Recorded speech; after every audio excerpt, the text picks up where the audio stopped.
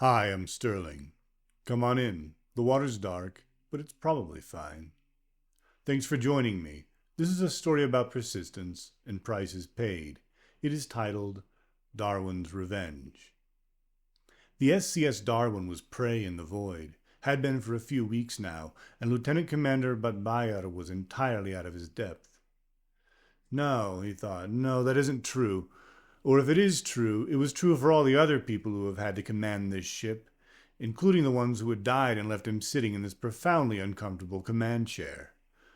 Well, not physically uncomfortable. Its ergonomics were actually quite nice, dynamically sculpted around the sitter's buttocks and spine.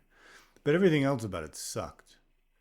He sat in it and thought, worried at his many problems, cursed the shinies, partly because of the 17 successful assassinations that had put him in this position, partly for the same reasons as everyone else. That was just what you did when you were at war, even a low-intensity, slow-motion clusterfuck like this one. You shouldn't call them shinies, though, he reminded himself, not even in your own head. It engenders disrespect for the enemy, for starters, and that was dangerous, could make you underestimate them. And it complicated things when peace finally came too, because slurs have a way of sticking around for a very long time. And it just wasn't intellectually prudent. You kept things the right way in your mind, if you really wanted to see them clearly. Say amanare, or the rough translation, the perfected. Perfected. That really was the problem, wasn't it? Humans had dabbled some in genetic engineering, mostly to fix things rather than attempt to really improve them. Cybernetics were much more popular for the improvement side of things. Lots fewer uncomfortable associations with less savory bits of Earth's past and, to the continuing chagrin of decent people everywhere, to some extent its present.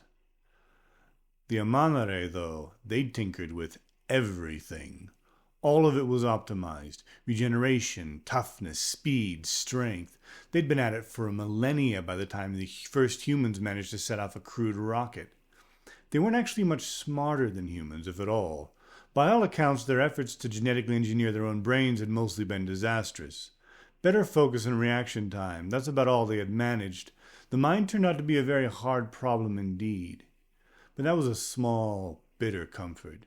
They still had the technological edge on the old Sapiens coalition, even after all the reverse engineering and, let's be honest, outright theft humans had accomplished against other factions since tossing their first crude nuclear rockets at the stars. And the technological edge was nothing compared to the biological.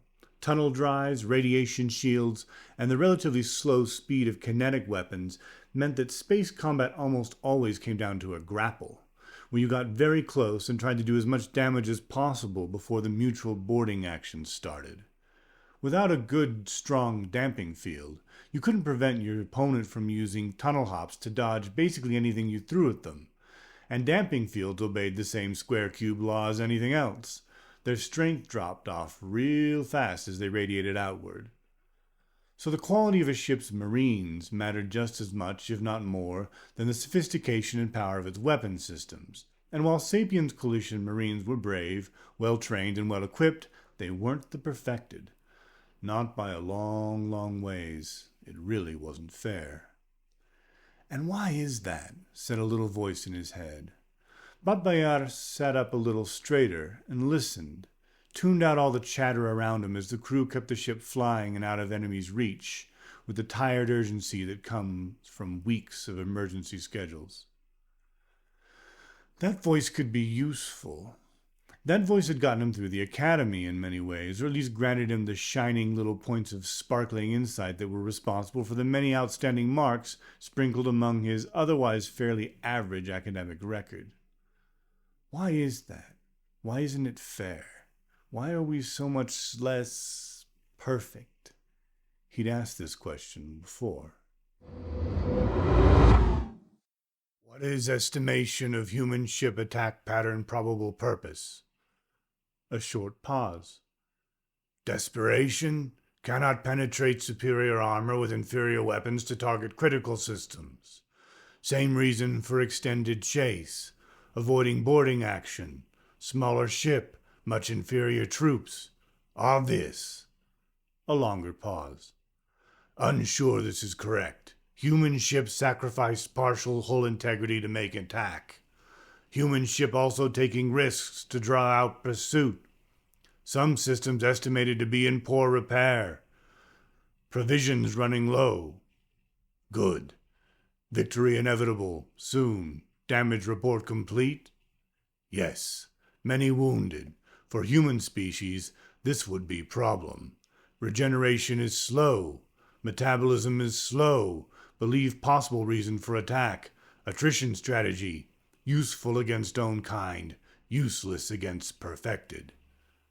Collateral loss of food stores from dormitory attack? Low. Minimal concern. He'd asked this question before. If evolution is so ruthless and effective over so many millions of years, said the much younger Cadet Batbayar, why hasn't every species gotten as strong and fast and tough as it can? Wouldn't a genetic line like that completely dominate the competition?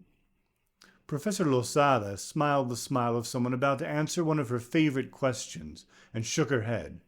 No, because of costs and trade-offs. Everything has a cost, Cadet Batbayar.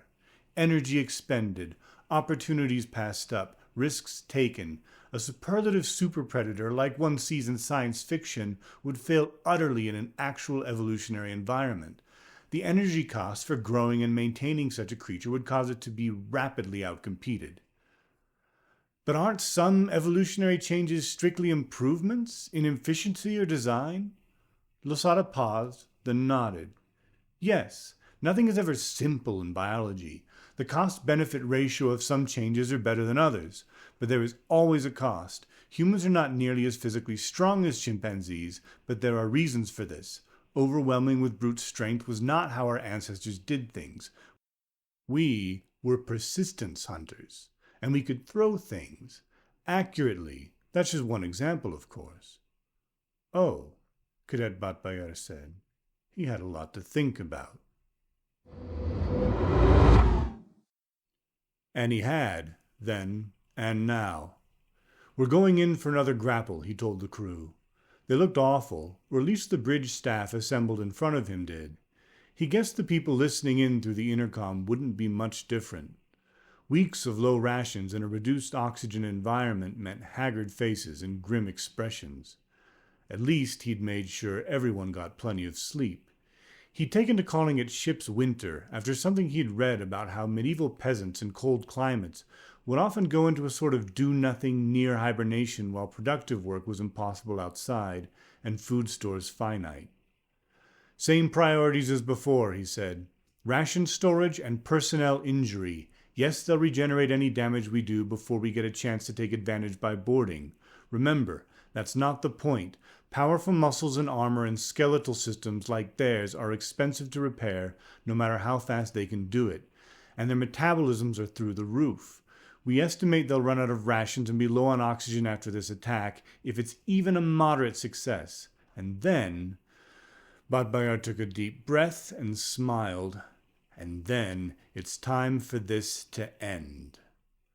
But the end came much later than he thought. Rations very low. Must reduce? Cannot. Too many wounded. Tell to fight in wounded state? Nearly impossible. Fortunately, have wounded humans also. Retaliation successful on enemy ration stores. Situation? Deeply problematic. Enemy situation? Fortunately, most probably just as bad. Cannot go on like this. Must end now. Force grapple regardless of damage. Can be repaired. Accept casualties. Cannot be replaced. Cannot regenerate. No food. Can process human corpses for sustenance. Amino acid chain conversions. Only chance. A very long pause. Only chance. Assessment seems correct. Regrettable. Yes. Ordered. Ordered. All right, this is happening whether we're ready or not. Remember, shoot to wound. It takes too much to kill a perfected soldier. But without their regeneration, they're just not designed to be functional when injured. Master Sergeant Marchedesk nodded gravely. Aye, aye, sir. Troops, move out. Prepare to repel boarders. Rules of engagement are set. The SCS Darwin and the long dark blade through the rushes at time of setting sun came together in a spiraling, spasmodic dance, thrusters jerking side to side in attempts to dodge without tunneling, damping fields pulsing through space, microfilament grapples tugging this way and that for every small advantage. They came together with a hole-shuttering bang. First to fight, as always, were the breach bots, but that was over quickly as each side deployed complex electronic countermeasures. Then came the real fight, but it barely was one. Only a few exchanges of fire and then clashes of close-quarter weapons before the perfected pulled back, leaving several dozen of their own screaming wounded Marines behind in their desperate retreat. Their ship pulled away, and the Darwin followed, but by our smile.